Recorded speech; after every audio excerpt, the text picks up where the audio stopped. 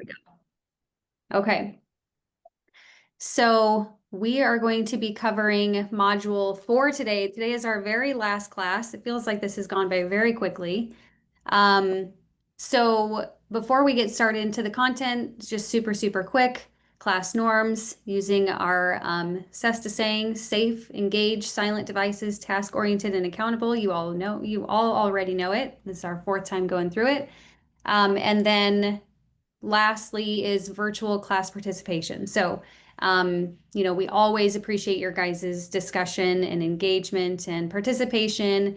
However, you feel comfortable engaging in today's class, whether that's coming on your mic or putting something in the chat, using your hand raising emoji if you'd like. We also do really appreciate seeing all your faces, so keeping your video on is much appreciated and keeping your audio off when you're not speaking. Um, and then just trying to just stay focused on what we're talking about today. That's our last 2 hours together before you guys are done with classes at least. So that is that. We're going to move into our agenda. So today we are covering content related to Module 4, and this was all about your role as a leader in special education. So what does that look like as you support special education teachers and you supervise them and you evaluate them? Then we're also going to talk about conflict resolution in special education. What does that look like? What are some things we need to be aware of? And then also the importance of family engagement, community engagement with the school.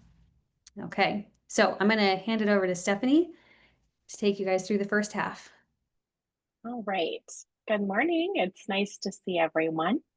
As Bree said, this is our last class, so I'm excited that we all get together and have some meaningful conversations around this content, but I am sad to see all of you go. I know you're not sad. I'm sure you're going to be enjoying the rest of your summer vacation, as you should. It is well deserved.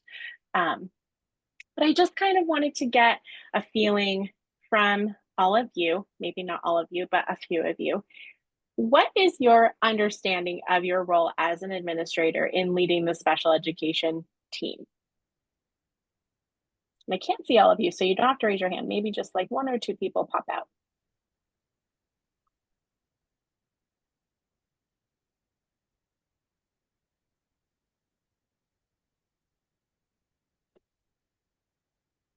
Well, one of the areas that was talked about in the module was obviously supporting in the sense of, I really liked the one of making sure they feel part of the team. So that as a leader, that would definitely be, there's many parts, but this would be a very important to make sure that we are including, checking in, making sure that they feel supported, and a sense of belonging. Excellent. Thank you for sharing that. Anyone else? I think one of the big things is, like you do with all teachers, give them the support they need if they need training. I know, like this last year, I sent several of my new teachers to a lot of SESTA trainings this past year, making sure they're able to do that, cover their class, do what you need to do, and helping them grow as individuals. Excellent. Thanks, Samuel. Kathy, I see you have your hand raised. Go ahead. Making sure that all parties are heard and that procedures are followed, that the meeting guidelines, steps, time, is all followed, and that everything is covered and everyone heard. And at some point, I think in one of the previous, it talked about if things cannot be resolved, then rescheduling. Yes, and I'll just hop over to the chat. Please, if I butcher your name, I apologize profusely. Is it Jean? Jeanne? Allocating district resources? Yes, that is part of it. Sonia, it's totally fine that you don't have your camera on. Have so much fun in McCall. And Yes, then John, watch the recording if it's too difficult for you. Yeah. And then John added that the administrator is the process leader. And all of these things are true.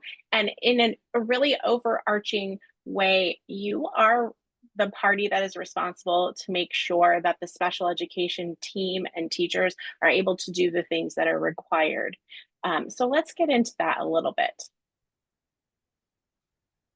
Oh, Bree. Oh, there we go. Thanks, Bree.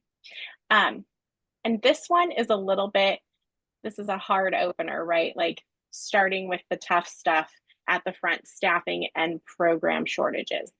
Raise your hand if you have dealt with any of these. Yeah, everyone's hand should be raised, yes. Staffing and program shortages are not an exclusive situation to special education. I feel like we deal with these pretty regularly. Bree, could you move your mouse? Thank you so much. Yes. And when we look at the data related to just staffing shortages, programming shortages, it is kind of a universal truth that this is happening everywhere. 80% of districts are reporting that they are having a hard time filling these roles in special education specifically. They're higher than any other teaching category in their difficulty to fill, hard to fill roles, right? And when we look at the longevity of educators who are filling those positions, they tend to leave quicker than other teachers in our buildings. And that is problematic because we really need to retain them. We spend a lot of time teaching them, training them. They're learning about these students who have, they're multifaceted in the needs that they have. And so when we lose a special education teacher, that's a lot of institutional knowledge that leaves with that person that we then have to retrain. And so across the United States, about 45% of states are reporting that special education teaching positions are, they're feeling that shortage.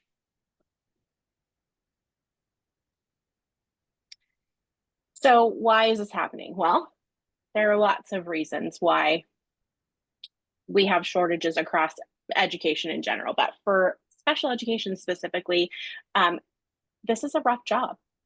What special education teachers are required to do is very demanding. Sometimes it's physical. Sometimes there is a physical component that is included in that makes it harder for teachers to stick around for long periods of time. Sometimes the compensation for those teachers is not adequate for the amount of responsibilities and the job duties that are placed on them, which makes it so that they feel less appreciated and are quicker to burn out. There also is the component of, training and professional development. These are hard to fill roles and they're hard to fill for substitutes as well. And so when we're looking at providing opportunities for professional development, there are lots of things to consider. Having these individuals leave the building in the middle of the school year can be rough. In my own practice and history as a teacher, I can remember at the beginning of the year signing up for any professional development that I could possibly find, and then the day of not being able to make it because there were too many little fires burning in the building and it just was not going to work out for me to be out of the building because there were too many other things happening that needed to be addressed. So those are things that I think lots of teachers feel. And I'm interested in what, oh, thanks, in what your thoughts are. How many of you have experienced any of these, and do you have any maybe root causes to add?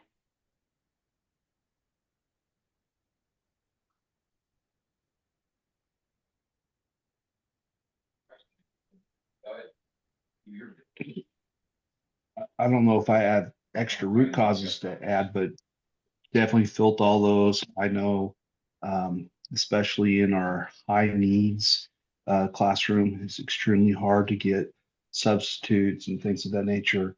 Um, and other teachers are scared to go in there, and getting them over the fear that they can go in there and help is a big thing. I know I spent a lot of time in there for my teacher to be able to go to training and actually be in the substitute so they can go, and that's helped others step up and do that. So Thanks, Samuel. Yeah, it is very challenging, and I appreciate your commentary about stepping in and providing substitutes. I feel like that is something that we all have done. We talk to directors pretty regularly, and there are lots of directors that will communicate with us and say, gosh, yeah, I had a couple of paraprofessionals out this week, or special education teachers, and we ended up going in and teaching those classes. Like, that is part of what our job is in administration. We sometimes have to pick up where we have a hole and fill that need, because there sometimes isn't another person to do it. And that makes our job a little trickier, because we still have to do the things that we're in the building to do at the end of the day. In the chat, it looks like we have some comments. So lack of parental support, yes, that absolutely can be a component to why special education teachers leave maybe earlier than what general education teachers would be, that turnover looks like for them. We deal with very complex situations for our students across education, and that becomes more complex when we include the fact that the student might have a disability. So that lack of parent support can absolutely contribute to that. Heather, I appreciate what HM said previously, which is feeling like a cohesive team with general ed, one big family of educators rather than two separate departments. Agreed, 100%. The more that we can collaborate alongside one another and share information and develop plans with one another, the less siloed we become. And that's incredibly important to the culture of our building, and also for the outcomes of these students. Lori, large caseloads, increases in behavior, lack of time for PD, and paperwork are all issues we see. Absolutely. The caseloads, for sure, that can get tricky, right? Because you could have a caseload of 35 students who have very simple IEPs. They don't have a lot of complexities. And then you could have a caseload of maybe 12 students who have multiple disabilities, other components. Their IEPs are much more robust. And those are all factors we need to consider when we're looking at kind of doling out those responsibilities and organizing those caseloads amongst our special education teachers, balancing them out, equity wise. Quantity doesn't always necessarily mean more responsibility. We have to look deeper and look at the actual needs of the students, because those things get translated into more responsibilities for the teacher when those caseloads are built on equal numbers. Equal numbers wouldn't necessarily make things better for the teacher. We need to look more at what the need of the student is. Liz shared, again, increasing caseloads, legal concerns, challenging parents. Yes, all of those are factors. Noelle commented, not feeling like I had enough support from the district in making my classroom environment safe. That for sure is a component to how turnover can happen more quickly. We want to make sure that we're listening when teachers are coming to us with concerns specifically about safety, about behavior. What kind of supports are we allocating? Do we need to look at something different than what we already have implemented, changing those up? Support subs willing to work in the classroom. Jean, thanks for communicating that. Absolutely. Inadequate support for special needs of the student, conflict over those needs. Kathy, yes, there can sometimes be different opinions and ideas about what students might actually need, how we're implementing the things that are written within the IEP. Looks like a lot of the same commentary, large caseloads, not enough support, reservations from serves and from substitutes and others to step in and help. Agreed, Anne Marie. Gerald, gen ed teachers and admin are not fully supporting the IEP goals of their students in the gen ed setting due to various reasons. That actually is a huge component of that siloing that I think it was Heather spoke about earlier. Getting both, well, first of all, not having two separate teams, but having everybody working towards the same goal and making sure that gen ed and special education are understanding what their roles are collaboratively, and not this idea that special education is here to support general education, because that is not what the special education team's role is. So, Bree, could you push me to the next slide? Thank you so much. So, what are the impacts? Well, we know the impacts are kids don't get what they need. So that's worse student outcomes. We want to make sure that, that's the purpose of us being in our work, right? That is the purpose of our job, to make sure that we have outcomes for all students that come into our buildings. So when we don't have the resources that we need, and we have teachers that are leaving the profession much earlier than retirement age, that translates into poor outcomes for students.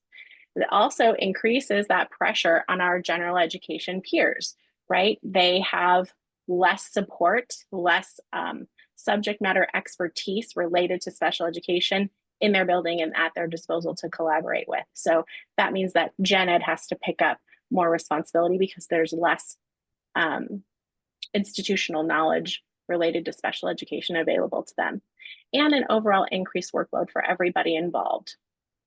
And so we want to look at some ways that we can address this. But aside from these impacts, what else do you think this affects?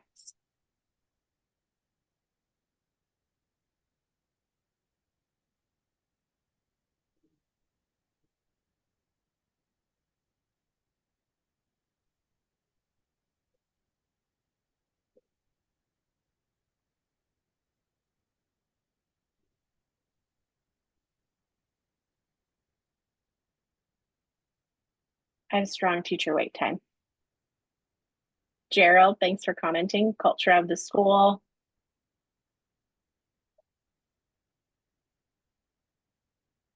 Behavior of everyone. Julia, absolutely. We're not always looking at student behavior. Sometimes we're having to address behavior of the adults in the building, and not in the same way. Like, behavior for adults looks different, but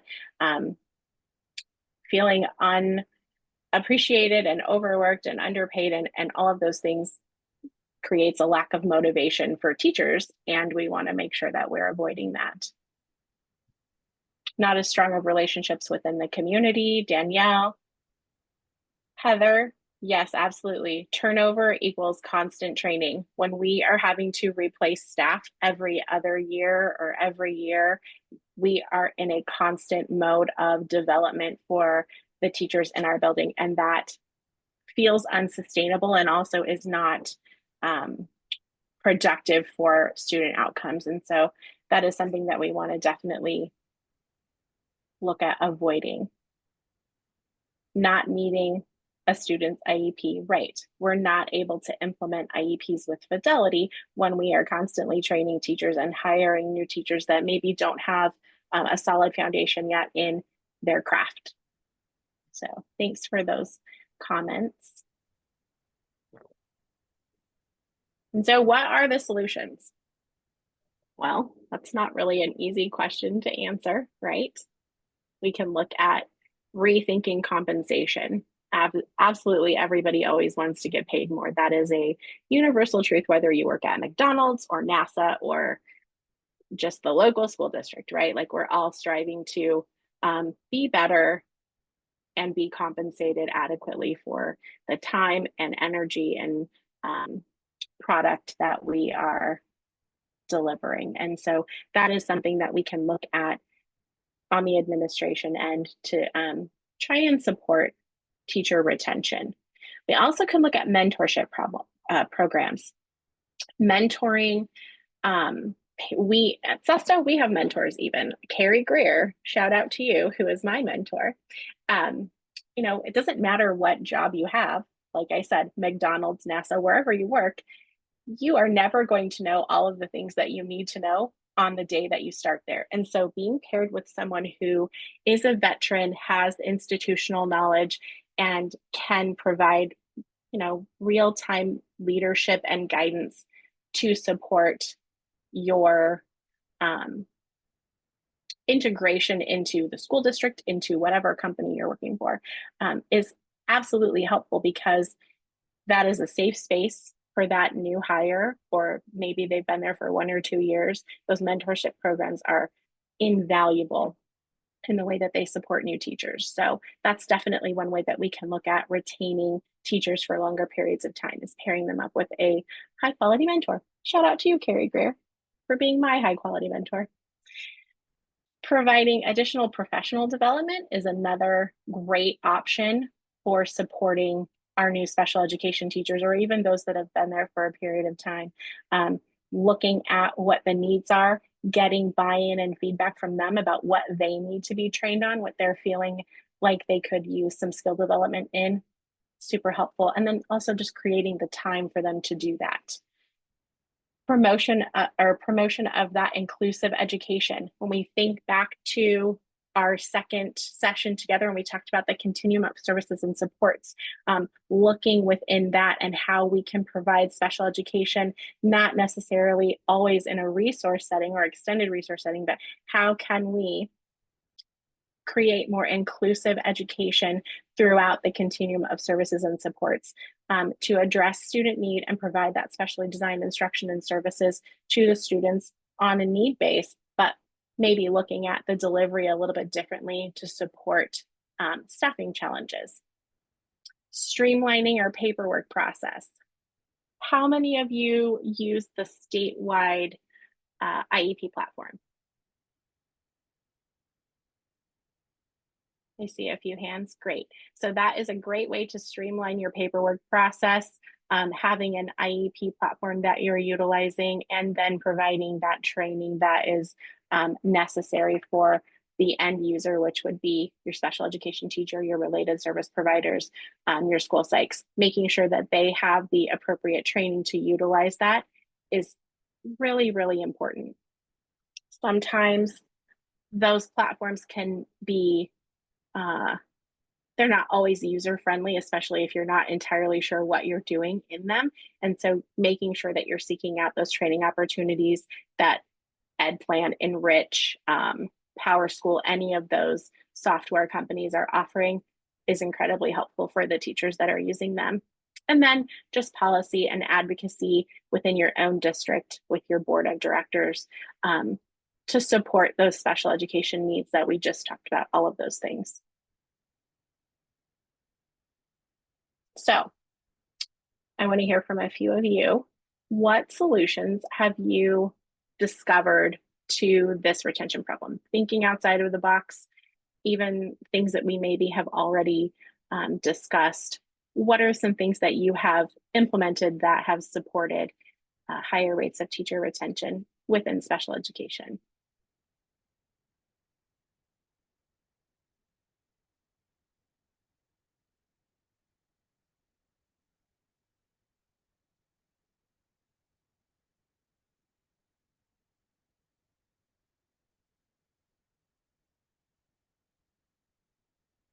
Kyle says effective and consistent coaching and support. Excellent.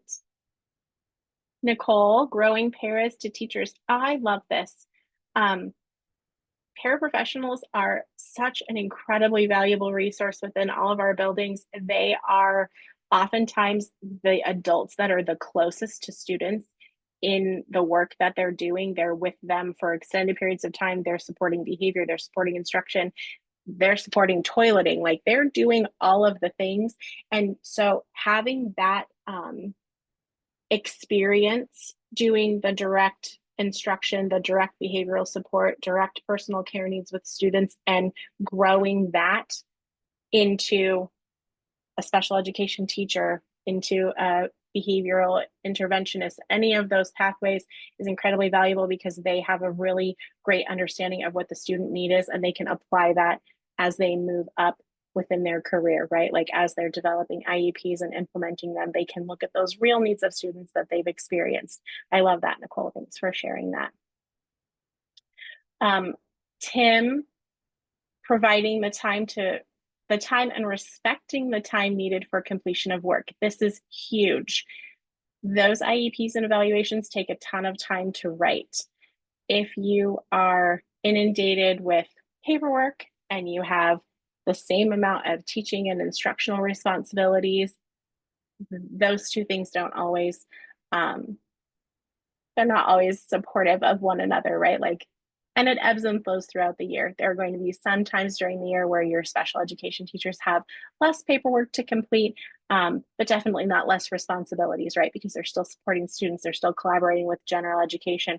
And so being thoughtful and mindful when we're scheduling and we're creating our caseloads and we're looking at responsibilities for our special education teachers is incredibly important, so that we're making sure we're creating capacity for them to do all of those things. Samuel, I see your hand up. Yeah, I just wanted to ask you guys and everybody else. One of the solutions we tried was compensation differently for special ed teachers than regular teachers, but our teachers association was so against it and fought us on that. Has anybody else tried to do that? And how were they able to, if they were able to do it, how were they able to make that happen? Does anyone have anything to add related to Samuel's comment? Has anyone tried anything, or is there an implementation anywhere for compensation for special education teachers that maybe looks a little different?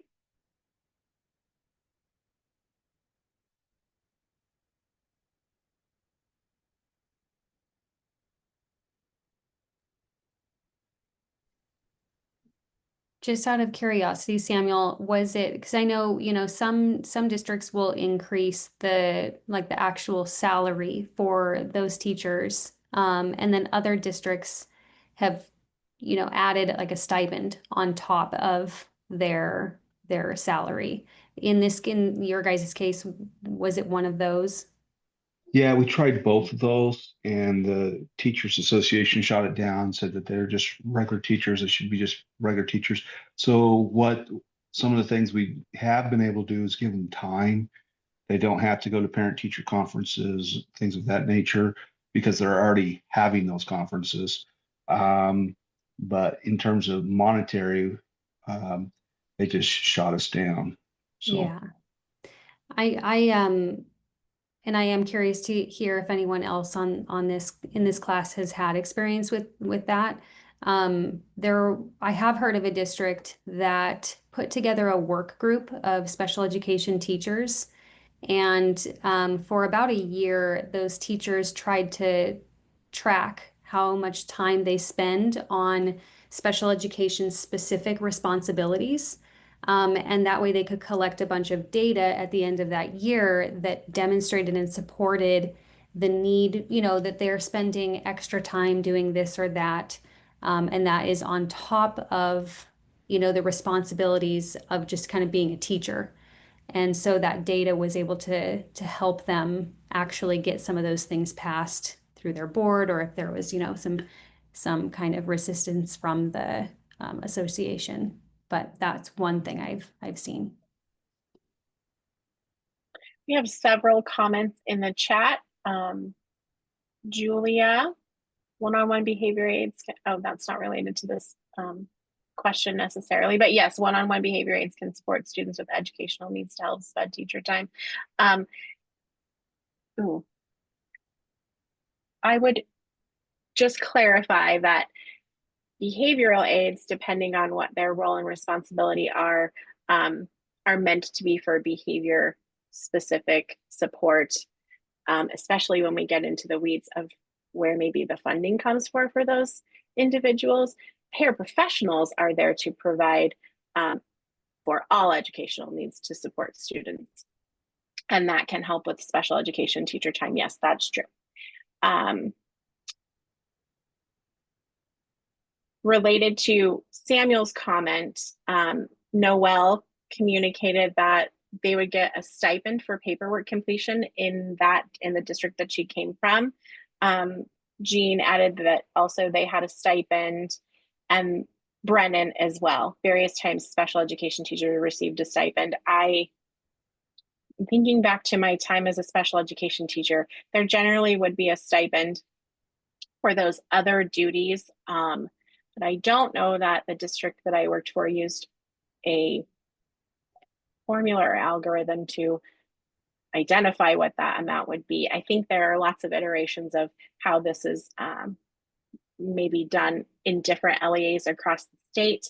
I would be interested to see what that formula is, where boards and administration are able to come up with that. But that is, the job looks different, right, for special education teachers versus a general education teacher. And so it definitely is something to have conversations about. How can we compensate these teachers appropriately for the responsibilities that they have related to their jobs? And now we can look at other ways that we within administration can support special education teachers. Again, we can talk about mentorship programs. When we look at robust mentorship programs, we can look back at the data and see that the retention for those teachers is higher. And that's across the board. General education teacher, special education teacher, doesn't matter. Having more support and having seasoned veteran teachers to provide guidance and support is helpful for those people who are new to the field. So we want to make sure that when we are looking at those mentorship programs, that we can include things to even increase that retention higher. So scheduled collaboration time, observations and modeling, supporting with IEP meetings and paperwork. I am just curious, out of everyone that's in our class, how many of you have written an IEP? Todd, Mariella. I saw Lori's hand up. Okay. Noelle's hand is up. Okay. So that's not necessarily an admin thing to know how to do, right? Like, unless you're a special education director also, might not know how to do that. And so making sure that you're pairing up your special education teacher with a director or with another special education teacher that can provide support with those things is incredibly important, because they are complex. They are different for every kid. We have compliance concerns that we need to make sure we're addressing when we're developing and creating these. And so just kind of thinking about those things. If you don't have that experience, how can you provide that experience for your new special education teachers, or provide that support? And Stephanie, there's a really great question from Liz in the chat. She asked, how do you recommend we go about this when we only have 1 to 2 special education teachers on a campus? That is a great question. There are going to be lots of LEAs across Idaho that are small, maybe rural, maybe they're charters, maybe there's 1 class per grade, maybe you have 2 special education teachers within the entire district, maybe you're a 1 building district, right? There are lots of creative ways that you can do this. So, and we don't have a simple answer for any of it. We're just here to talk about what these are and provide seeds of thought so that we can prompt the discussions, and hopefully they take flight into some kind of solution collectively. But I feel like I can speak to this from my own personal experience. I had a director and myself, and that director in our whole building, in our whole district, right? That director, we worked very closely together for the 7 years that I was a special education teacher, and he provided lots of opportunities with other schools that had a similar makeup to ours. And so connection and collaboration with people who are in your same situation, right? Like maybe small districts that have very few teachers that are special education teachers or have that subject matter expertise. Another way is SESTA trainings. pairing these or allowing these people to have the time to attend SESTA trainings, any training actually, so that they can network and build connections the same way that the special education directors have a network. The charter schools have their own network. It's where you go. It's a hub that you go to get information, to share scenarios, to kind of pick each other's brains so that you can develop solutions to the problems that you might face as an administrator. We can create the same things for special education teachers. It might look differently, but basically trying to get them connected in a network or provide them with those professional development opportunities where they will meet other people who might be in the same boat as them.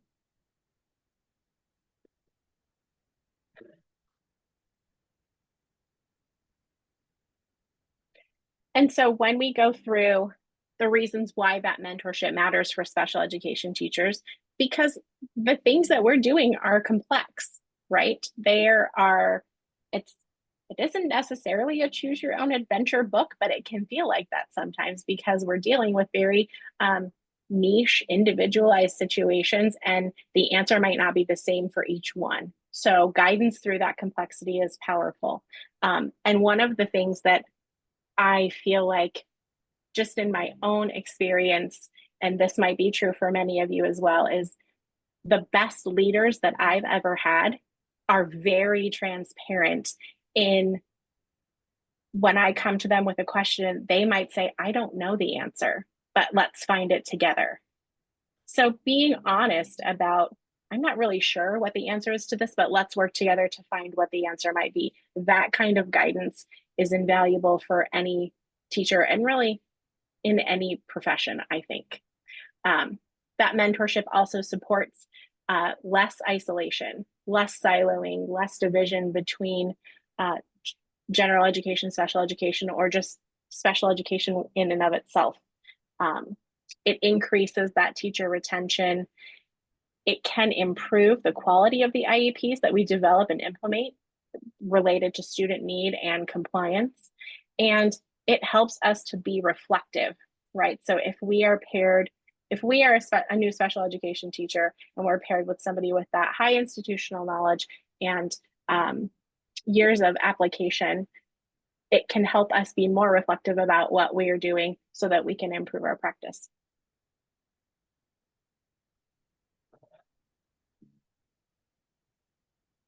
So some ways that we might look at doing this through instructional support. In the situation that was brought earlier, maybe we only have 2 special education teachers in the building. Maybe we look at some co-planning. Maybe that isn't even with a special education teacher. Maybe it is with a general education teacher, and we're planning together related to the students that we share, so that we can look at it from both ends. Nicole, I see your hand raised. That might have been from earlier. Oh, maybe not. It could, I think maybe it was just left up from who's written an IEP. Oh, or she's stretching, and that's okay too. Yeah. Sometimes it might be modeling, like mentoring is its own, like there is a definition of what mentoring is, but different learners have different needs, and that is true for adults as well. So co-planning might be something that works for one teacher, and modeling might be something that works for another one. They might have to actually see that practice happening in real time so that they can apply it effectively, or adjust it according to what the application will look like for their students or their specific teaching style. And so those are some things that we can consider. But no matter what we're trying to do to support teachers related to instruction, we want to make sure that we develop and implement an action plan for what that might look like.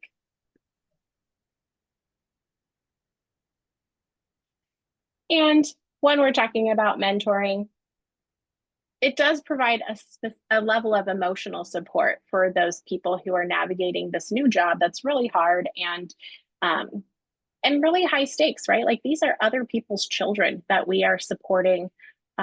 They're trusting us to educate their children and meet their basic needs at school. And so there is an emotional support component to that for the people that are doing that work. So active listening without judging, right? Like sometimes maybe we just need to vent about the things that are happening in the day that we're unsure about, or maybe we're experiencing for the first time, or we're just trying to figure out how to feel about them in general. It gives us an opportunity to normalize challenges. Sometimes our jobs are really hard, and that doesn't mean that we're failing at them. It just means that our job is hard. And so normalizing that and having a conversation to help them understand that you are not going to be the best distinguished teacher right away. That's something that comes with time and development. But just because you're having a hard time doesn't mean you're failing. Like normalizing that aspect is incredibly powerful in that mentoring situation. Encouraging them, you're doing a great job. Here are some things that I see you doing well. Those are great opportunities for teachers to hear regularly. And when you're implementing a mentoring program, there are specific check-in points where those can be provided. It reduces isolation. Again, this teacher is paired up with their mentor, and that person is there to support the development of this individual. But overall, it can also help relieve some of the stress that these teachers feel and promote a work-life balance, because at the end of the day, this is our job. It is not our life. This is our workplace, and we want to make sure that new teachers are not working 70 hours a week because they feel like what they're doing is inadequate or they lack the skill, right? Like this helps to provide some balance for them. Here are what your responsibilities are. This is what this might look like. Karen, the school psychologist can also be a good emotional support person and mentor. Karen Turney is one of our SESTA coordinators who also happens to be an amazing school psychologist, and she has a lot of great information and real life experience related to that comment. I would encourage you to connect with her if you have questions about how to do this, because she is amazing. And fun fact, I worked with her outside of SESTA and she did all of those things, and she's amazing. I second that too. The school psych that I worked with when I was a SPED teacher was definitely a mentor to me and helped me through so many things. So that's a great point, Karen. All right. So now we've come to the part of our program where we talk about supervising and evaluating special education teachers, which can look a little bit different than what we look at when we're supervising and evaluating our general education teachers. So let's have a conversation. How do you feel about your understanding of special education in relation to that supervision and evaluation? What is your level of comfortability?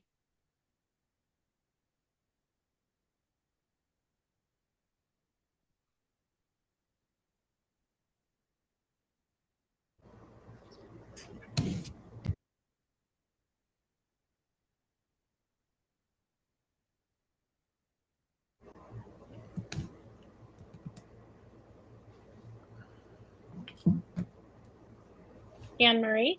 Yeah, so I'm a first year principal. I've been an assistant principal for 3 years. So I've done like more of a walkthrough situation with my special education teachers, but I really have, as the assistant principal, relied on them to be the expert.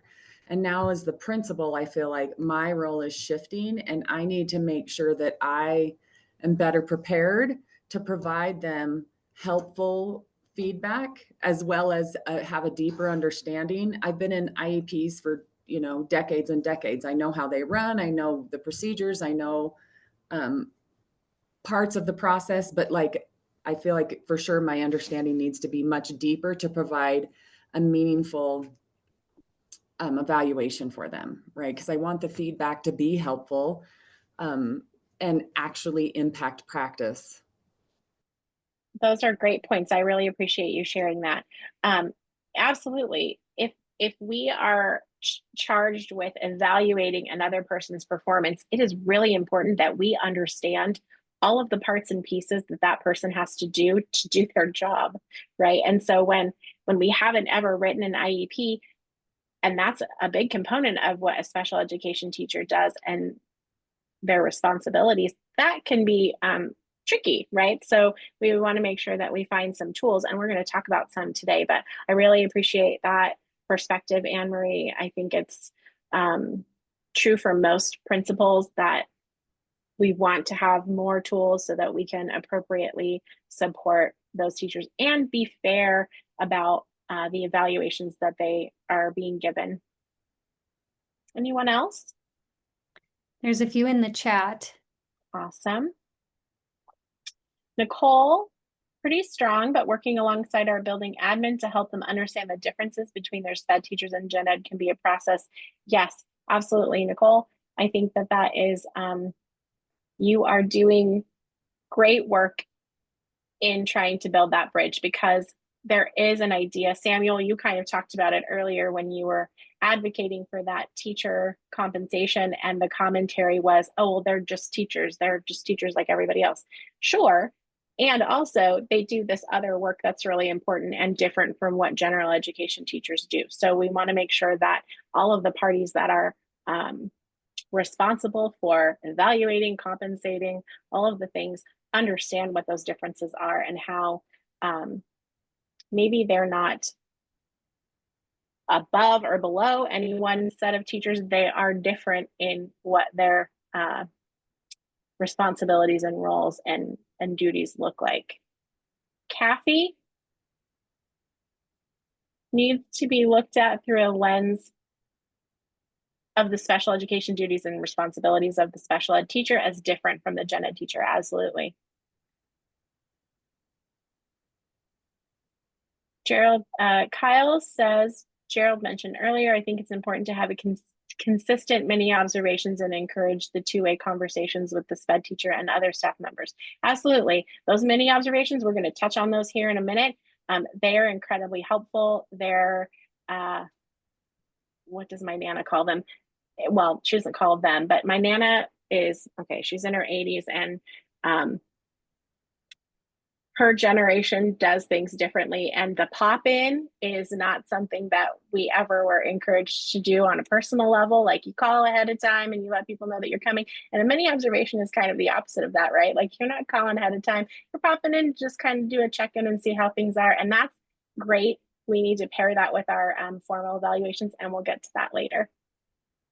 Liz shared, when it comes to evaluations, I don't feel like I see enough of their instruction with scholars to be able to score them in the same way as gen ed. For example, I may observe a pull-out reading group with 1 or 2 scholars.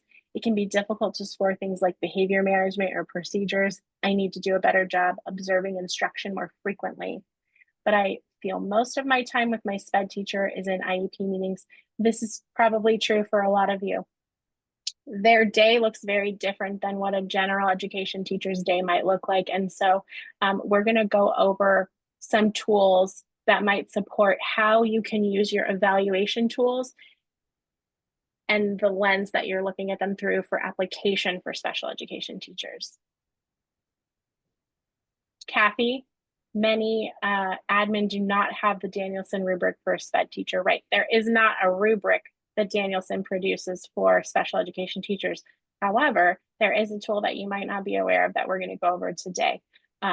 Jean commented a walkthrough every day. A walkthrough every day would be great for all teachers. I don't disagree with that.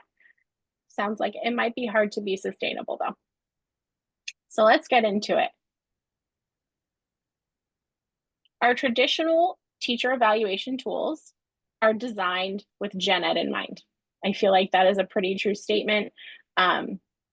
Special education teachers being evaluated related to that same criteria might not be reflective of what they're actually doing. And so unintentionally, it can create feedback that is not appropriate, right? It's misaligned. It's not actually addressing the things that special education teachers are doing or might need to be doing.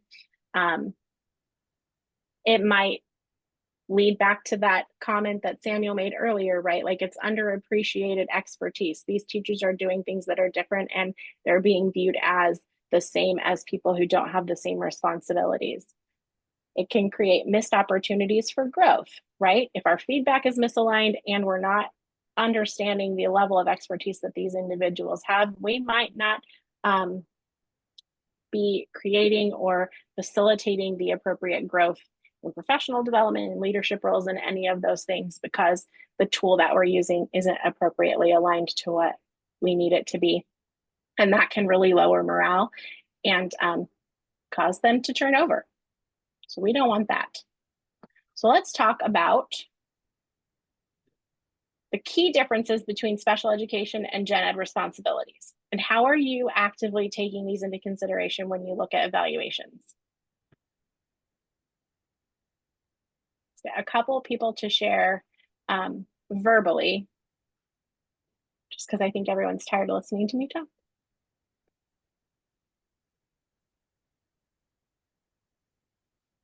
I can add something as a prior special education teacher. This was something of an issue in prior districts. One thing that I really like about Gen Prep and the network, we have specific evaluations and walkthroughs that are supportive of what our special education teachers do and are specific to them. I do think we're continuing to be proactive and progressive in making those adjustments as well, to get a really good view of areas that we can support our special ed teachers in growth. Of course, everything can be improved, but it's a process over time.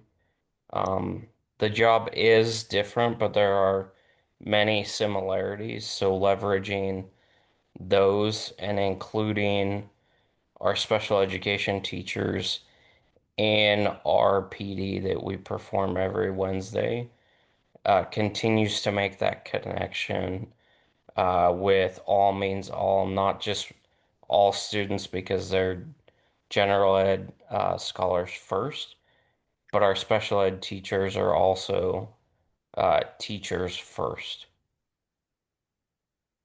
Thanks, Todd. I agree. There are a lot of areas that are similar. And so when we're using those tools that we use for evaluation, Danielson framework observations, there are things that we can look at and those tools are effective. And there are some gaps in those tools as well. And so we're going to speak to that a little bit next. Does anyone else have anything to share related to this discussion topic? What are the key differences between special ed and gen ed responsibilities? And how are we taking those into consideration for evaluation purposes? I see Samuel has his hand raised. Samuel, go ahead. Yeah. One of the things that I've noticed over the couple decades I've been an administrator is that your SPED teachers have more of an administrative role than a gen ed teacher does. They have paras they're working with. They have other teachers that have to get in line and help understand how to give input on IEPs, how to implement accommodations and those things a lot more than your gen ed teacher does. So that's something you have to take in consideration besides all the other things we've talked about. Thanks for sharing that. That is absolutely true. You will likely have paraprofessionals that are working alongside you as a special ed teacher. You might also be in charge of supporting contracted employees, right? Like you might have related service providers or behavior interventionists that might be contracted through an outside agency that you are working alongside. You might not be formally supervising them as a general education teacher, but you are having to provide some guidance related to the requirements in the building. What are the needs of the student? You're collaborating with them related to services that the student is being delivered. All of those things for sure have more of an administrative feel than what a general education teacher might be doing. Thanks for sharing that, Samuel. And so when we look at the Danielson framework that we're using for evaluation purposes, all of those domains we can hit for a general education teacher, but they will definitely look different for special education teachers, right? Like there will be things that are not captured within these 4 domains and their components therein. So let's take a look at an additional tool that was developed by Danielson. And Bree, if you could please drop the link to this in the chat. Yes, absolutely. Thank you so much. This is something that Danielson has developed. It's called the Special Ed Scenarios. These are extended examples of what those performance areas look like within the domains. And it's not a rubric necessarily, but it is a thoughtful collection of examples within the domains related to students that these teachers might be serving and the disabilities that they might have. So it looks through the lens of autism, multiple disabilities, mild to moderate disabilities, behavioral disabilities, and speaks to how this teacher is able to integrate UDL. What does their data driven instruction look like? What behavioral strategies are they implementing? How well do they promote student independence? How well do they collaborate with the entire educational team, right? Because they're not necessarily doing that for individual students, but across their caseload, they are having to collaborate with different gen ed teachers, related service providers, multiple parents, right? So it provides examples of what that collaboration with the full educational team might look like. What is their proficiency related to assistive or adaptive technology? And then it also speaks to what Samuel was talking about. Can we include any of the supervisory, or maybe that's not the right word, but that support and guidance that they're providing to paras, their confidentiality practices, things like that. So if we take a look at some examples, and Bree, can you remind me? I'm not entirely sure how long this document is. It's quite large. It's pretty extensive because it goes through each domain and the components within, and it gives you this kind of spectrum overview example of what it could look like within those performance levels: unsatisfactory, basic, proficient, distinguished, right? Like this is what it might look like for a teacher teaching a student who is deaf and hard of hearing, right? Like how they're capturing this one component.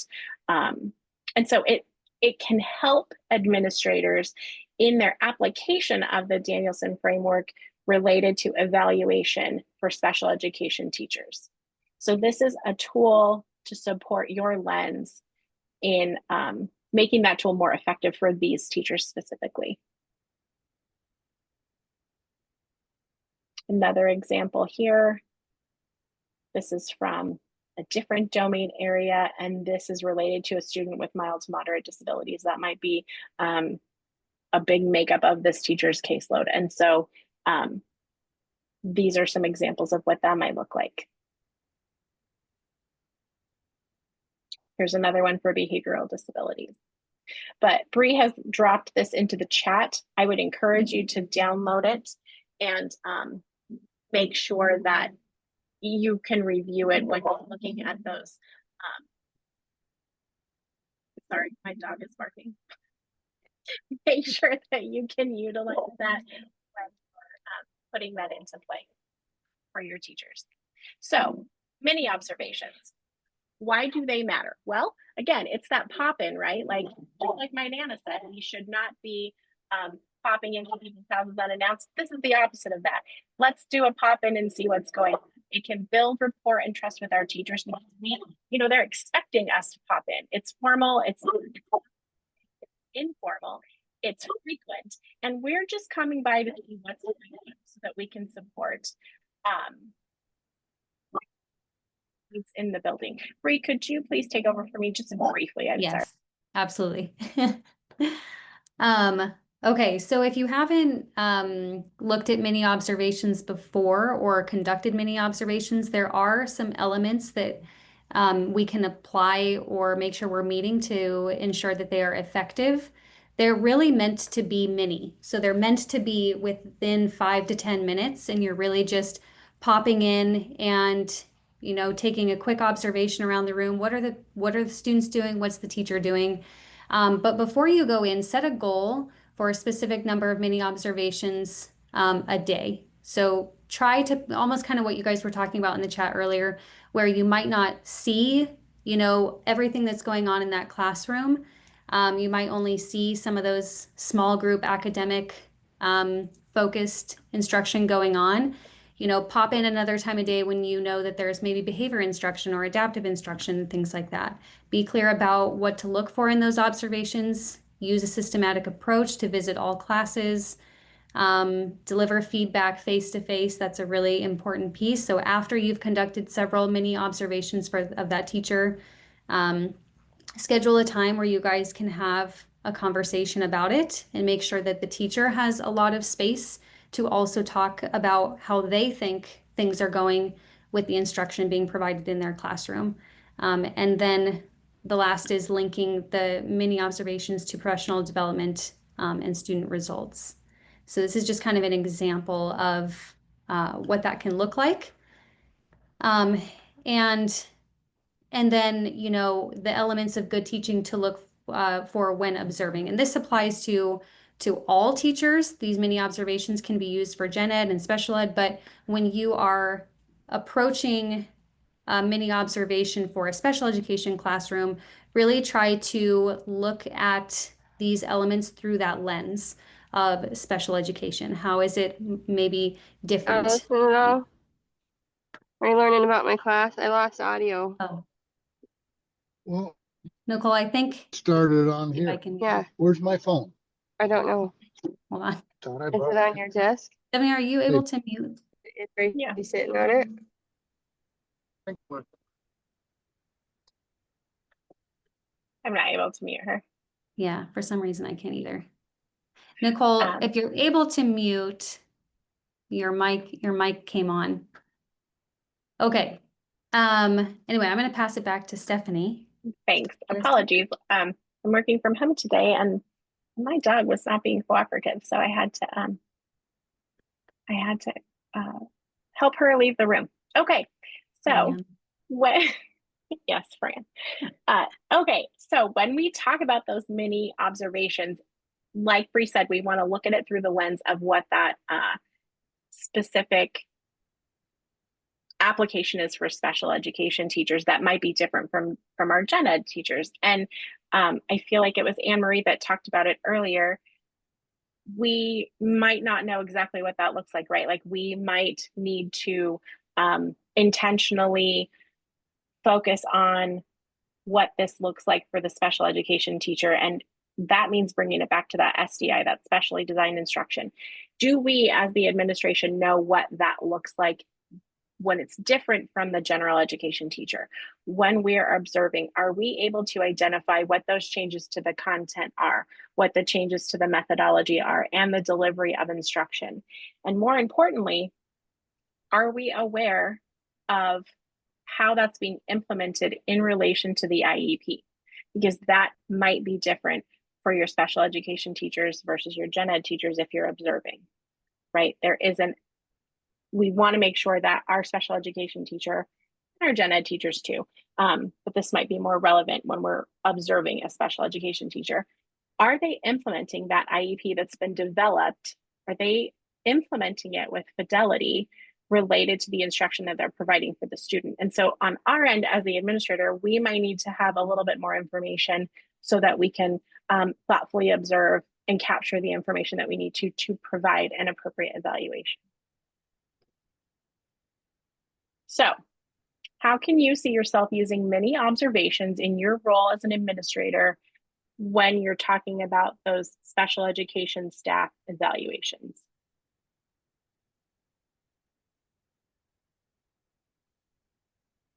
And I feel like there were some comments on this already, which was great to hear.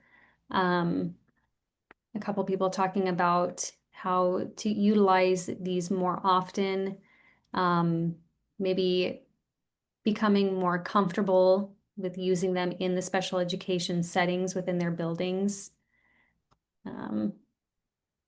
There's one question from Elizabeth that I want to touch on, but I might need some of my SESTA colleagues to jump in. Elizabeth, the comment is, if there isn't a formal Danielson rubric specific to SPED, can you use AI to essentially modify or translate the Gen Ed one into one for elementary or secondary special education? Maybe even involve the SPED team on the drafting language of it so that they are brought into what they want feedback on. So I hesitate to encourage the use of AI to adjust this very formal framework that we're required to use. And I also am hesitant to encourage the use of AI in general because I don't necessarily know that it is a replacement for our human brains that are developed and doing this hard work every day. Does anyone else have any feedback related to this? I was gonna say, I think it can be a really great tool. And I appreciate how you kind of also included in there, Elizabeth, that it wouldn't be um, the only tool used to sort of generate, an alternative rubric of sorts, that you would also have, time for collaboration with others to provide input and feedback and look at it. It's definitely something that SESTA can't really speak to. Because the evaluation of teachers is just kind of outside of our scope. And it's more of a like district decision. So I would just say, as long as you are kind of, clearing things with those within your district, the board, superintendents, whoever that might be, work with them to kind of figure out that process. And if anything, it can, similar to the special ed scenarios, Danielson guidance document that Stephanie just shared and we put a link in for, that's not necessarily a rubric. So if you aren't able to create like a separate rubric itself, just know you could create some sort of other version that's kind of a more of a guidance document rather than a rubric. And in the spirit of collaborating and sharing resources, Lori has commented that Gen Prep has an evaluation for SPED teachers based on Danielson that has been approved by the Idaho State Board of Education. So you might hit Lori up and maybe she's interested in sharing some resources or how their team at Gen Prep developed that resource so that you could, maybe implement something similar. And she's indicated that she's happy to share. So Lori Wolf, Awesome. And that if sounds I great. may add, the work's been done. There are versions of the Charlotte Danielson framework that have been adapted by different groups, and I cannot think of them right off the top of my head, to support evaluation of special educators. So what Lori provides you may be an excellent tool, but there are also tools online that may support you in supplementing how you are evaluating special education teachers and supporting them in their growth as educators. Thank you. For those of you that don't know, that's Carrie Greer. She's one of our associate directors at Idaho SESTA, and we love her. Thank you, Carrie. All right. So we are going to shift very quickly. And this is just touching on something that we spoke about earlier. When we're looking at that evaluation for our special education teachers and our general education teachers, we want to make sure that we are monitoring the implementation of the student's IEP as well as all of the things that the teacher is doing and monitoring the fidelity in which that IEP is being implemented. So we are going to listen to this short blurb from David Bateman. Bree's going to bring that up for us right now, and he's going to speak to this.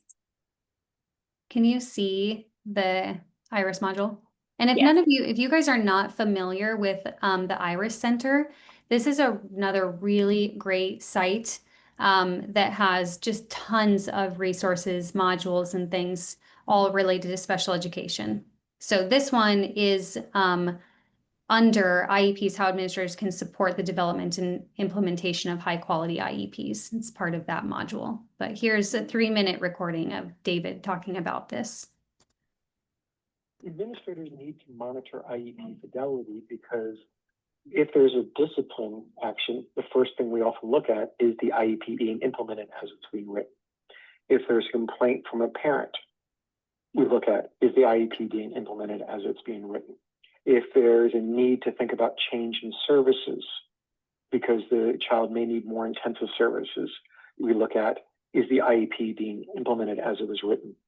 So IEP fidelity, we need to remind administrators and teachers that once the IEP meeting is over, that's just the beginning.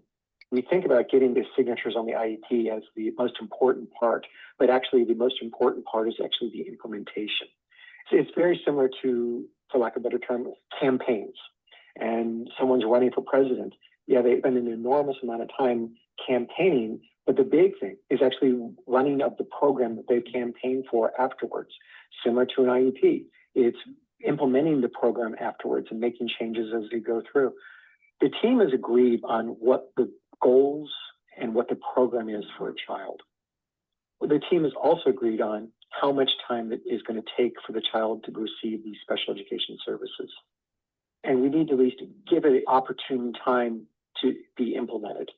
And if there are changes that need to be made, then we make the changes later. But we need to see if we can implement what the team has agreed to. And if it can't be, then we reconvene the team and we make changes as a result of what we've observed. But we don't have anything to go on unless we've at least tried this. So the fidelity of the implementation of the IEP is actually one of the more important parts, because everything legally then will come back to, did you implement how many times a child was supposed to receive speech services? Did you actually work on the goals that were listed in the IEP? Did you provide the accommodations in the general education classroom that were listed there? These are questions that will be part of what's going on. I'm a former due process hearing officer, and I've witnessed many times attorneys questioning teachers and administrators about the implementation of the IEP. Yeah, you had a good IEP, but did you actually implement it? And if you have a great IEP and you don't implement it, that's not defensible. Principals should monitor the implementation of an IEP. This might be delegated to a case manager. What I recommend for principals is that they periodically meet with their special education staff. Increasingly, I'm seeing districts that are going on a 9-week schedule with 4 9-week marking periods. About halfway through the first marking period, after the IEP is being implemented, just sit down with the teachers just for 5-10 minutes. We're not talking long. Just poll a few select IEPs and ask the teacher, is this happening? Is this not happening? If it's not, then what can we do to make sure it does happen? It's a quick conversation, and it's not done in a punitive fashion. It's done just to make sure that we're implementing what's going on. Because in the end, it's the principals who this comes back on. And as the leader of the building, they're the ones who need to make sure that all the programs within their building are being implemented as they're supposed to be.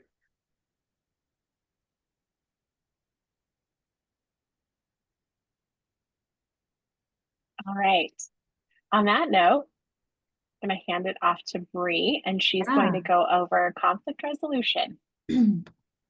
Okay, so we're going to talk a little bit about conflict resolution, and then we'll talk about, some of the ways that we can avoid conflict resolution, and things to just kind of be aware of when it comes to conflict in special education. So this is definitely not something that anyone wants to find themselves in a conflict, but it is inevitable at some point in special education.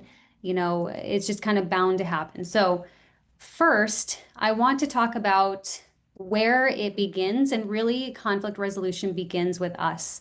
So we need to be thinking about how our responses can impact the outcome when conflict is near, or we can sense that conflict is arising. So in special education, there are a lot of rules and regulations and things that we have to follow. And so if we're not following those things, then it could lead to conflict. Or if a parent is dissatisfied, or there's some sort of disagreement, then that also can lead to conflict. Conflict also is a very emotional situation a lot of the times. The parent is very emotional for obvious reasons. You know, they're concerned about their child, the person they may love the most. They only want what's best for their child. And then we also may have a lot of emotions involved and wrapped up in the situation as well as being, you know, those that are supporting the student in school. We may have a strong relationship with that child. So there are a lot of emotions that we have to navigate when conflict arises, but our initial response can absolutely either uh, progress or escalate that situation and conflict, or if we're careful in how we respond, that initial response can actually help us take a step back and move towards resolution. So, we're going to talk about some of the things we can do to kind of help us move towards resolution rather than escalating the situation. And the first is being self-aware. So first, kind of looking inward, what is going on within us? What are our feelings, our beliefs, our thoughts, and how are those being communicated when we initially respond to parents? So with self-awareness, we can be more aware of our own mindset and how that can influence the outcomes. Um, Also, if we are, demonstrating through our communication that we are irritated or frustrated or we're just kind of not willing to listen to parents, then a lot of times they will mirror that same tone and behavior, and that's how the situation then starts to escalate. Whereas if we approach the situation or the conversation with parents in a very calm and open-minded way, then they also might do the same thing. A lot of times they mirror our behavior. That's not always, but it is definitely a huge piece in that initial conversation and reaction we have with parents. And then, of course, we may unintentionally escalate the conflict if we're not careful of how our feelings are being communicated through those behaviors or actions. So just be very aware. There is a quote from Viktor Frankl, who he's an author. He's the author of The Man's Search for Meaning. And he said, between stimulus and response, there is a space. In that space is our power to choose our response. In our response lies our growth and our freedom. So, in other words, what he's kind of speaking to is that we don't have control over other people's actions or their reactions. We only have control over our own actions and how we respond. So, as an administrator, just be thinking about, let's see. Yes, thank you for letting me know about the waiting room. Okay. So just be, keep in mind that you are only in charge of your actions and your responses. You're not in charge of the responses of the parent or of another teacher in your building, and they don't have control over your actions either. So practicing this self-awareness is the first step to identifying how we're feeling and how we are communicating to others, and being mindful about that in order to de-escalate situations from the get-go. So, some ways to proactively reduce this conflict through, again, our response. There's a few key principles that we can follow. One is through our communication. So, a big piece of communication is just not even saying anything and just listening. Listening for understanding and really trying to hear the parent and what it is that they're trying to express, what is their concern. So, pause and listen first would be the first thing that you would want to do. And then assume positive intent. Again, we should be approaching this with the idea that that parent just wants the best outcome for their child. So assume that. Stay calm and professional. Just, again, remembering that communication can come through both in your words that you speak, but also in your tone or in your body language as well. And then when you are talking with that parent and you're actually trying to understand what it is that they're saying, use some strategies such as clarifying or reframing or paraphrasing or things like that. By seeking clarification, we demonstrate that we are trying to understand them. And also we can use things like reframe or paraphrase. So if they express a concern, we can respond by saying, what I'm hearing you say is blank. Am I understanding you correctly? That's a great way to, again, kind of knock down some barriers because it demonstrates that we're really listening for understanding. And then avoiding defensiveness. If we start to become defensive, they might mirror that and they start to become defensive. And now we're just kind of in this like standoff. So lower your defense and really just seek understanding. Okay, so we are going to quickly watch a couple of videos, and these are from Cadre, which I will introduce in a little bit. It is a really, really great resource all about conflict resolution in special education, but within some of their modules and things, they have videos that demonstrate the difference between approaching parents in conflict with this, open-mindedness, a willingness to listen and collaborate with them versus if we approach it with that sort of defensiveness and closed-minded.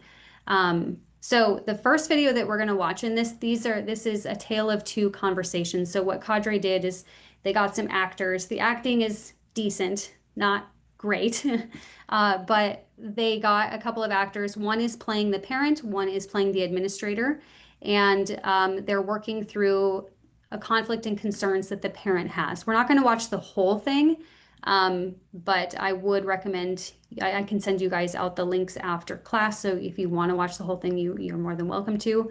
But this first one is the administrator coming in and not coming in with an open mind. So we'll watch this, then we'll talk about it, and then watch the next one. You won't believe where I am right now. I'm in that what's her name? Mrs. Smith's office again. Yeah, talking about Kobe's speech therapy. Can't wait till this is over. Oh, yeah, I gotta go. I'll see you. Bye. Mrs. Jones, Yes, hi. my name is Mrs. Smith. It's nice to meet you. Nice to meet you too. So I understand that you've come here to talk about your child's speech therapy. Yeah, my son Kobe, he's in Mrs. James' class, and honestly, it's not going very well. And Kobe, I'm here because I want more speech therapy for Kobe. Yes, I know. I know that right now he's getting an hour a week, 30 minutes twice a week, which is pretty typical. Yeah, not enough. Not enough for Kobe. He's going to need.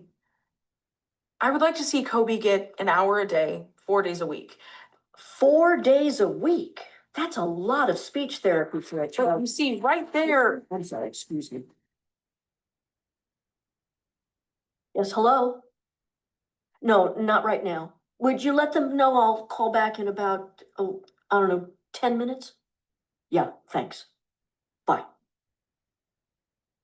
Okay, sorry. So 4 hours a week of speech therapy is probably a little unreasonable to expect. Yeah, well, okay, let me tell you why I need 4 hours a week. Every time that I go to pick up Kobe, he's in the corner and he's not interacting with anybody. And I went and talked to one of my friends. She's another parent. And she said that every time she goes, that's basically where he is too. So I'm hearing it from everybody that Kobe's like not even being In a corner, in the classroom. Yeah, he's in the corner, like alone, you know? I mean, Kobe's a good little guy and he can do. Okay, we'll pause there. I love that Gerald commented on the acting. I love it. So I just want to hear from you guys. What were some of the things that you observed in this first interaction between the administrator and the parent? I'll go first. I think this is must-see TV. Yes, I agree. The the administrator, came into the meeting with it seemed like with some preconceived notions and already knew what she was going to do or say. She had very poor body language. I don't think she listened to the woman very well. She didn't restate what she understood. And the parent, on the other hand, was very demanding as well. So didn't start off very well. Yeah, absolutely. Yeah, thank you, Gerald, for sharing. All very true. In the chat, we have not a lot of eye contact. Very, yep. Listen, Linda from Heather Parsons. Yep. I love that. Admin didn't put parent student first. Admin was preoccupied not listening, lack of curiosity on the part of the leader. Admin not making the parent the priority in the moment or listening to the concerns. This needs to be a team decision. Admin needs to listen. Absolutely. Team decision is a huge one. So even if they're meeting, together, the admin and the parent, a lot of these decisions need to be made with the complete IEP team. So I'm glad you brought that up as well, Tim. Dismissive, not responsive, not empathetic. You guys are nailing it. There's so many things that just were really lacking on the administrator's part. Um, the fact that when she came in and she addressed the student as, your child, you could tell that the parent didn't like even the fact that the administrator didn't know the name of her child, and commented on that. So lots of things. Okay. Very nice. Setting meeting norms or a purpose for the meeting. Yep. So that wasn't even addressed either. Okay, awesome. So now we're going to watch take 2 and we'll see how things improve. And again, we'll watch about a similar amount. Oh, come in, Mrs. Jones. Oh, yes. I'm Mrs. Smith. It's very nice to meet you. Thank you. I really appreciate you taking the time to make this meeting. Oh, of course. Can I get you anything? A cup of coffee, a glass of water? Oh, I'm good. Thank you. Please, have a seat.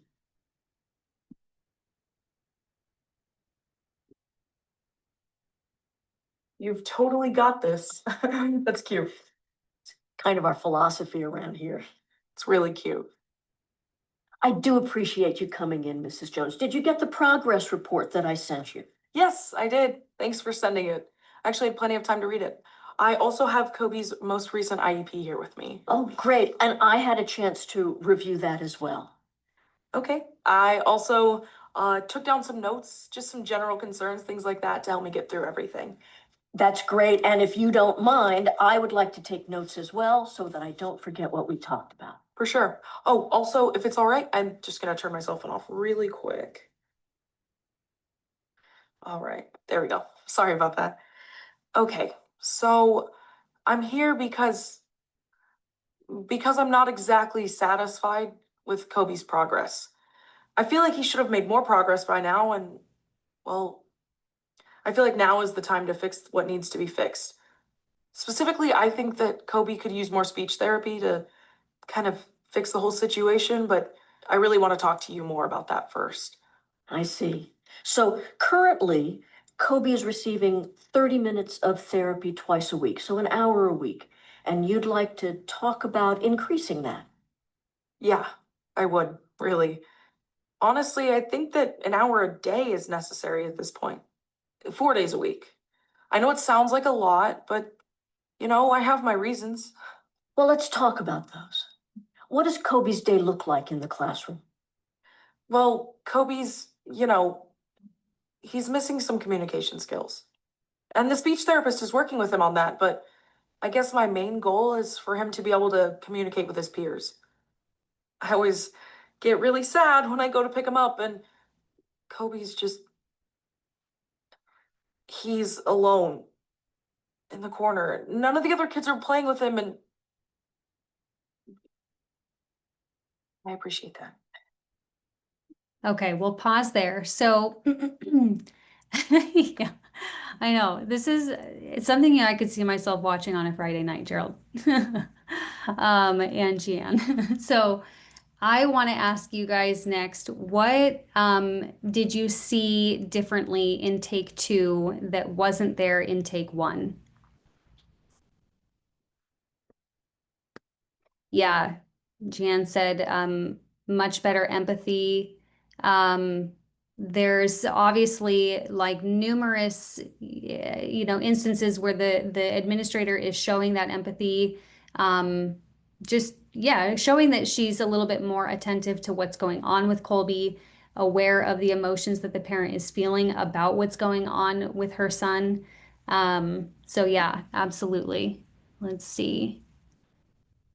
Um, yeah, the admin was more informed too. So at the beginning, she's stating that she's reviewing the IEP. She obviously sent over some progress reports to the parent beforehand, just to kind of be proactive and sharing that data and information in case they wanted to look at it and talk about it during this meeting. Admin repeating back and clarifying the requests of the parent. So yeah, using some of those kind of like rephrasing methods of communicating to the parent to gain clarity, which is huge. More comments on empathy, active listening. Yep, being prepared. Absolutely. Did their homework before the meeting.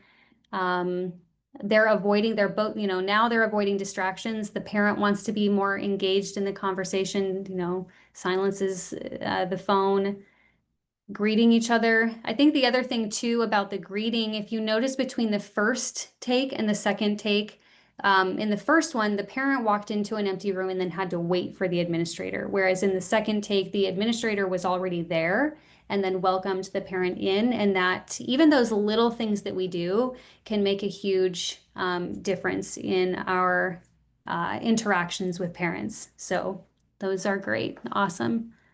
Yep, you guys nailed it. Okay. So again, these are through Cadre, and I'll show you a little bit more about that here in just a little bit. So um, there are some early signs that we can pay attention to when it comes to conflict with parents and families. So some of those things might be, like we hear a concern from a parent, or even if it's something we haven't heard from the parent yet, but we are noticing on our end, like the student's behavior is significantly increasing. There are some proactive steps that we can take to address those early on before things get out of hand. So some of those steps can include begin or review data collection. So if you know that a conflict is on the horizon, go to your data that's been collected. That is a huge piece that a lot of dispute resolution coordinators have talked about, is go to your data, analyze that data, see what it's telling you about that student's progress. If you don't have enough data or that data is not speaking to the concerns that the team has, then maybe you need to readdress how that data is being collected. If you don't have any data at all, then you really should begin collecting that data right away. Okay. The next is clarifying the concern, which again, we've kind of already talked about. You saw the administrator doing the video. Just really understand what the concern is by the parents. So really listen to them. Schedule a collaborative meeting promptly. So ideally that's, like with the IEP team, maybe it's informal. Maybe it's just a meeting between the initial meeting with you and that parent before you actually bring together the whole IEP team, but be proactive in demonstrating that you want to bring people together, you want to facilitate conversation around the concerns. 4 is review the IEP. So, again, whether that's in the meeting with the parent, like they did in the meeting or in the video, or you have an IEP team come together and review that IEP, take a look at what's in there and then address, is it being implemented as it's written? Are we actually providing FAPE as the IEP states? Make sure you bring in the right people. So if you need a certain professional or a specialized individual come in to speak to the student or help you, conduct some new assessments or interpret assessment results or anything like that, make sure you have those people part of that process. 6 is document, document, document. Documentation is very, very important. Documenting the communication with that parent, documenting your efforts, documenting changes that you're going to make, changes proposed or actions refused, anything like that, through written notice. And documentation too is not simply just writing something down. It's making sure that we are writing things down in a very purposeful and meaningful way. So documenting the actions that are going to be taken or are not going to be taken, and then providing a rationale. And that rationale can really go a long way to explain why the team decided to do something or not do something. And then again, of course, we want to stay grounded in the needs of the student. So just being aware of what it is that the student actually needs, and then making sure that our actions align with that.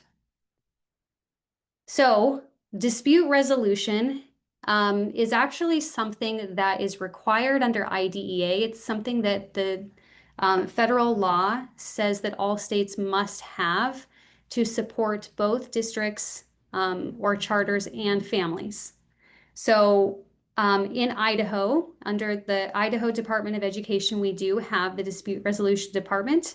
And there are several coordinators within dispute resolution that provide services and provide support to families and LEAs. So some of those options that they offer are facilitation of special education meetings, mediation, state administrative complaint investigation, and due process hearings. Okay. You can go to the department's website and go to dispute resolution for more information about all of the services that they provide. This is something that you may have noticed, like this was in the module, but I wanted to bring it up one more time, and you can find this on DR's website. It talks about, it's a whole document just talking about the different services that they provide. But one of the things I want to, again, just bring to your attention, because I think a lot of districts and charters think of these services as just being there for parents, but they are absolutely there for you as well. So the first part of this document is who can initiate the process. You'll notice for all of the services, it's parent or public agency. So anyone can, including you, can reach out for support to DR if you find yourself in a conflict with a family. Even if that's just contacting them and talking through the scenario that you are in, they might be able to help you just navigate those early stages of conflict. And then they can also better explain to what are the services that they provide. So what does facilitation look like compared to mediation and things like that? Okay, so that resource is definitely there for you. When parents make a request, and this information actually came directly from the DR website, they share what are the reasons why parents might seek services. They might seek services to better understand their rights under IDEA. If they're having difficulty reaching someone within the district or the charter, or they have a question or a request, if they are trying to clarify or confirm information about which services are or should be offered to their child. So again, if they're just trying to understand the difference in services, if they are frustrated or concerned about how their students individualized, if their IEP team is functioning, if they are feeling like they're not a collaborative member of that IEP team, then they can also reach out to DR. And then this second to last one, something that we've talked about in this class, I think it was class 1, how a district has to follow through with a referral to consider a special education evaluation if a parent makes a request for a special education evaluation. If the district were to deny that request, that parent request, or delay the process for too long, then they are in violation of parents' rights and child find procedures. And so the parent can go to DR and talk with them about that denial of the request. Okay. And then the last is really just they're there as a resource for parents to better understand special education processes. Along with that, we have the parent page on the Idaho Training Clearinghouse to also help educate parents on special education processes. Here is Cadre. So one of the other coordinators, Brooke, actually turned me onto this, and I've loved looking through this, and I wanted to share this with you guys if you're not familiar with Cadre. This is the Center for Appropriate Dispute Resolution in Special Education. It has a whole online learning series, and I think there's 5 courses, and then there's lessons in each course. So it starts with lesson 1 as part of course 1 is just on listening, like how can we become better listeners? And then it goes into, a whole bunch of other topics in course 1, and then course 2 is IEP meetings and beyond. There's 4 lessons that are under that course, and you can see that the duration ranges from 12 minutes to 45 minutes, but they are videos that you can watch. Again, those 2 videos, the Tale of Two Conversations that we just watched, are also from Cadre. So it's just a really great resource if you're looking for professional development around conflict resolution for yourself or your staff members. I would highly recommend Cadre. Okay, so we're going to talk about family engagement next. I'm going to go through this fairly quickly because I want to make sure we have just a little bit of time for questions. Oh, great, Brooke. Brooke is on the call. She's the one who introduced me to Cadre. She put the link to Cadre in the chat. Thank you so much, Brooke, for doing that. So family engagement, thinking about, and this is more just a reflection for you, what is your school's culture? And then I want you to think about how you would describe that, how your staff would describe that, and then how a parent or a student would describe that culture. And just think about if those answers would align or if they would be different, depending on those 3 different perspectives. So I just want you to think about that for a moment, because we're going to talk a little bit about the importance of building a strong community, and we're going to talk about family engagement, and then we're going to talk about how that is important to students with disabilities and in special education. Give me just a second. The light turns off in my office every now and then. Okay, so I don't want to be in the dark here. All right, so if you haven't seen this before, this is from the National Standards for Family School Partnerships. And these are the 6 kind of pillars or standards of family engagement. So standard 1 is just ensuring that we are being inclusive of all families. Standard 2 is effective communication. So making sure that when we talk with families, it's that 2-way communication. We want to make sure that we are, of course, connecting with them, sending out communication, but are we also hearing from them?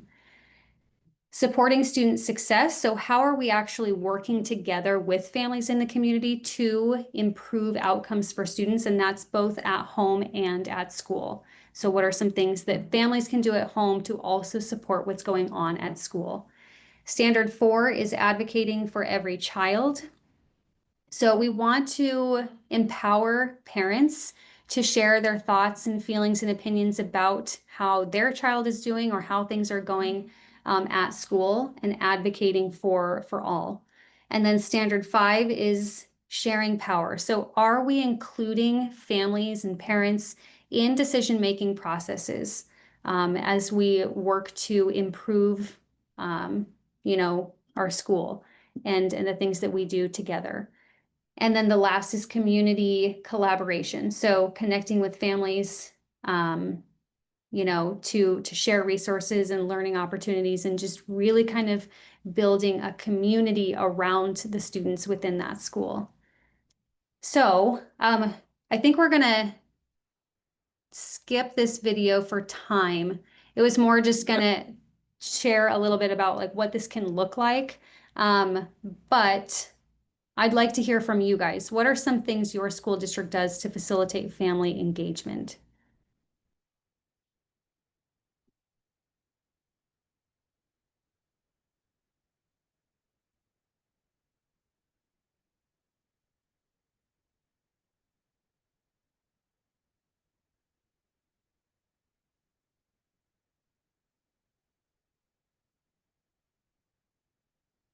Okay, and there's probably, I'll monitor the chat, but I was going to say, I did come from a school. I shared a little bit, I think last week, maybe the week before. I came from a school that had a very diverse group of students, and our principal was incredible at facilitating family engagement, community engagement.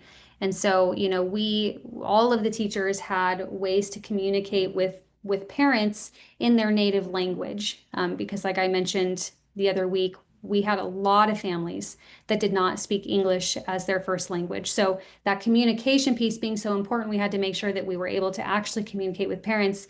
We had apps and communication services that actually allowed us to communicate by typing in our own language, and then when we would send, it would send it in their language. And then the same thing would happen on their end. They could actually type a message out in their language and it would come to us in English, which just made that communication and connection so much stronger. Okay, in the chat, we have some examples. At least 3 family engagement nights, awesome. Committees versus PTO, that's great. One district had family literacy night, I love that. Send out monthly newsletters, have parent committees, have family engagement nights. Absolutely. Getting those families involved. 2 one school, one book event and 2 family nights every year. Parent teacher transition meeting with elementary teachers. Oh, that's a great one too. When you have students going from, elementary to junior high or junior high to high school, having those kind of transition meetings or opportunities to check in with parents during those phases.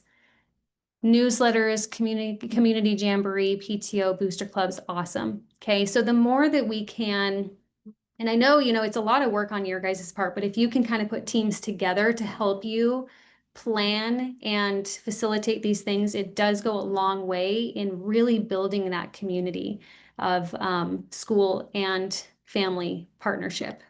Okay, so there are a few, the national standard for family school partnership actually collects data on some of these efforts that schools put out to build that family engagement and those relationships with families. So some of these things, are doing really well. Parent-teacher conferences. So parents filled this out, and it's whether or not they have done or participated in that opportunity within the last 12 months. So parent-teacher conferences being a big one. But then there's other examples too. School walkthrough or class visit. Are they attending a PTA, PTO meeting? Volunteer to the school event starts to get lower. And then kind of down here at the bottom, attended a school board meeting, very, very little, and volunteered in the classroom. So I think this data is just really interesting because one, it brings awareness to some of the other opportunities that parents can get involved in to actually be part of that community and provide feedback. So, thinking about how are you maybe sending out information to parents about board meetings? How is your district doing that? Are you providing parents opportunities to come into the classroom or just encouraging that? So this is really national data. I think what would be interesting is if, like in a way we could collect our own data within our school or district and then compare this to the national to see how we're doing. But anyway, this is on the National Standards Family School Partnerships website if you're interested in kind of learning more about that. So why does this matter in special education? It really helps to improve outcomes for students in special education, for all students really, but especially for students in special education, because if we're building a strong community around that child, then they are more likely to attend school. So it addresses attendance, which is a huge issue right now. It can also help improve academic performance outcomes as well as behavior outcomes. They're more likely to want to come to school because they feel like they belong there, and then they're more likely to, put out their better behavior or make better choices because they truly care about the teachers and the staff within that school. Also, supporting individualized education. So parents provide critical insights to their parents' strengths. If we have a strong relationship with those parents, then they're more likely to share that information with us, and we can better understand that student and how they're performing at home, and then we can compare that to how they're performing at school. Okay, and so all of that information really helps develop the IEP for that student. Third is build trust and collaboration. So again, if we can build trust with parents, then we're also a lot less likely to end up in conflict with parents. We know that if they say something, we can kind of trust what they're saying, and vice versa. They can trust what we're saying and what we're doing at school, and it just helps lead to more collaborative efforts and less conflict. And then it promotes advocacy and empowerment. So engages families to advocate for their child. Okay. And then ask us questions if they have concerns. They're not like afraid or timid to come up to us when they have a concern about their child, which can again help us to create an even better IEP for that student. So this also came from the National Standards site, and they collected information on, how is family engagement going specifically for students on IEPs or 504s. And again, I think this information is just interesting to see. And then if you're able to kind of collect similar data within your district or within your school to kind of compare it to the national standard. There's obviously areas for improvement at the national level, and then there are some things that are actually they're doing, overall doing pretty well at. So for the sake of time, we're going to keep it moving, but that is also can be found on the National PTA site. Okay. One thing I just want to remind you of when you're thinking about interactions with parents and community engagement and family engagement is parents of students with disabilities, they really assume multiple different roles. And a lot of times it's different than a parent that doesn't have a child with a disability. So they are the case manager. They may also be the medical insurance expert for that student. If they have a child that has a lot of medical issues, or they're medically fragile, or they have just a lot of doctor's appointments. They are an advocate for their child when it comes to special education. They are an inclusion specialist, a transition specialist, and they are a personal future planner. So the parent of a child with a disability has a lot of responsibilities, and it can be really exhausting.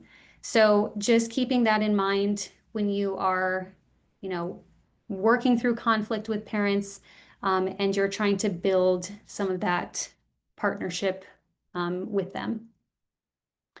So supporting families of students with disabilities, again, just very, very important. When we're thinking about how this is going to impact the student within school. We can do this by accepting families, understanding that each family is unique and how they deal with their child's disability, building on the strengths of the family. So really understand their culture, what is different, what can we build upon, accommodate their schedules if we can, listen and respond to their concerns, help them learn to navigate the education and social service systems. So if they're really struggling with that, what can we do to support them access some of those resources and assist them with finding support networks? Okay. So, I'm just going to keep it moving because we only have a few minutes left. This was more just, I wanted to bring up conferences because I think it's really important for general education teachers and special education teachers to collaborate together when conferences are taking place. So that means, if the special education teacher is the person responsible for arranging those parent-teacher conferences for the students on their roster, make sure that those general education teachers are aware of those times when those conferences are happening and hold them collaboratively so that both teachers have the opportunity to meet with parents and talk with parents. Okay, and then if you are wanting to do an assessment on how family engagement is going within your school, this is a really great, this is actually just one example of a sort of like a needs assessment for your school in terms of family engagement. So this is the family friendly partnership school walkthrough. This one comes from Georgia. There's a whole bunch of these out there if you Google. I really liked this one in particular because in the beginning of this needs assessment, they actually recommend that you fill out this needs assessment from the perspective of a particular person. So if you are wanting to better understand how family engagement is going for students with disabilities or for parents of students with disabilities, you can take on that perspective and then fill out the needs assessment. So to kind of show you what this looks like, this is the very first part of the needs assessment. So welcoming families, and then you rate yourself on how well you're doing. So there are dedicated parking spots for parents at the front entrance. School provides opportunities for parent training and education. So you can kind of score yourself to better understand, all right, where are we at? How are we doing? And where can we improve in our efforts to increase family engagement? And then the very last thing I want to do is put in a plug for a couple of things. Idaho Parents Unlimited, or iPull, is a great resource for you. They have just like tons of resources if you're looking to partner with them on anything. You're welcome to reach out to them. And then the Idaho Department of Education puts on a family and community engagement conference. And actually, it's the 10th one this year. I got to go to the one last year and it was really, really great.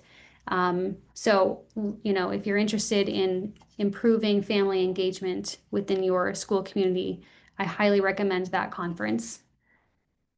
So, before we go on to questions, just one quick quote about community family engagement. No meaningful family engagement can be established until relationships of trust and respect are established between home and school. So just keep that in mind as you kind of move into next year. What are the things you're going to do as an administrator, as a leader within your building or your district to facilitate that family engagement? Knowing that it is absolutely going to make an impact on outcomes for your students and all students. Okay. All right. We're 1 minute over. Do you guys have any questions for us before we take a look at our next steps? This is our very last class together. So any questions before we log off?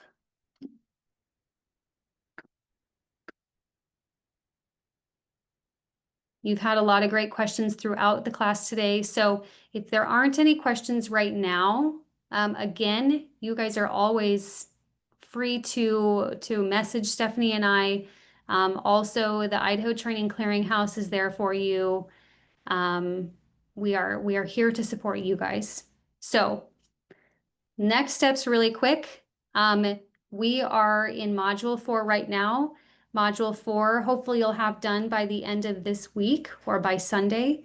There are again 2 options for the assignment that you can choose from.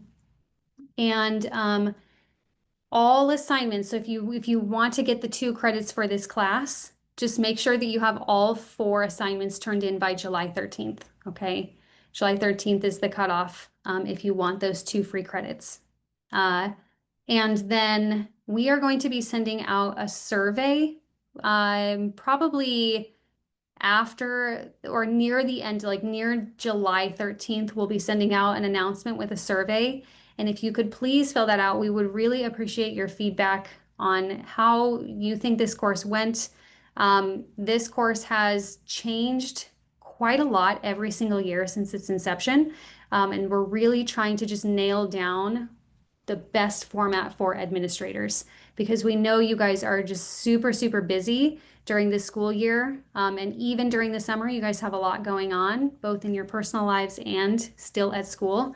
So we're trying to make sure that this class stays very relevant and works with your schedule. So please fill that survey out. And if you do, you will get to be entered into a book drawing. We're going to be giving away the principal's guide.